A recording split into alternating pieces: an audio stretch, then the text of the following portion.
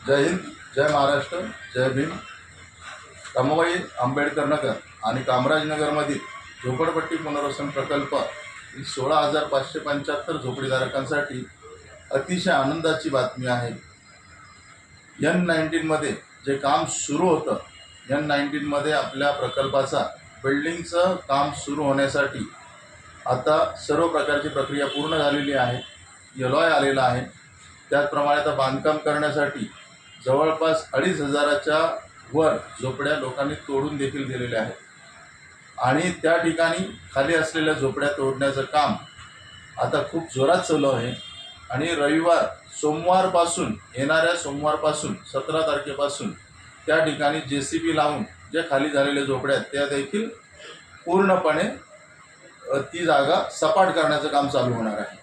आणि बरोबर 1 महिन्यानंतर आपल्या राज्याचे लाडके मुख्यमंत्री फडणवीस साहेब, आपल्या राज्याचे लाडके उपमुख्यमंत्री एकनाथ शिंदे साहेब, अजित पवार साहेब हे येणार आहेत आणि रमाबाई आंबेडकर नगरमधील आपला हा महत्त्वाचा प्रकल्प बिल्डिंगच्या कामाचे नारळ फोडून शुभारंभ करणार आहेत।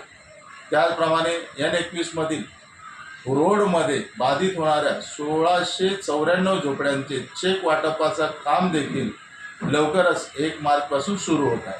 तर आपला प्रकल्प अतिशय वेगाने आणि योग्य पद्धतीने सर्वांना न्याय देणारा आणि सर्वांना सोबत घेऊन जाणारा असा हा प्रकल्प आपण राबवित आहोत।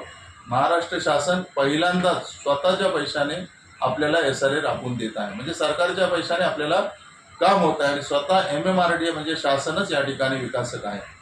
तर आपण सर्वांनी आतापर्यंत जे सहकार्य केलं त्यामुळे हा प्रकल्प या स्टेजला आला। मी तुम्हाला 100% सांगतो की ज्या दिवशी आपण पूर्ण आपली झोपडी खाली करून देऊ त्या दिवसापासून 2 वर्षाच्या आत आपल्याला इमारतीमध्ये सदनिका म्हणजे चांगल्या खोल्या आपल्याला 1 बेडरूम हॉल किचनच्या मिळतील। आणि त्यासाठी आपण जे सहकार्य केलं ते असेच करावं।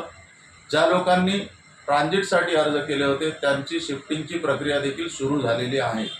त्यामुळे आपण कुठल्याही माणसाच्या अफवांवर विश्वास न ठेवता आपण या प्रकल्पाला सहकार्य करावं। जे लोक आजपर्यंत विरोध करत होते त्यांनी देखील, हा गोरगरिबांचा प्रकल्प आहे, त्यांनी देखील या प्रकल्पाला सहकार्य करावं आणि प्रकल्पामध्ये सामील होऊन, आपण खूप कमी संख्येने आहात जे विरोध करतात, पण त्यांनी देखील या प्रकल्पात सामील व्हावं आणि प्रकल्प लवकर कसा होईल यासाठी प्रयत्न करावं।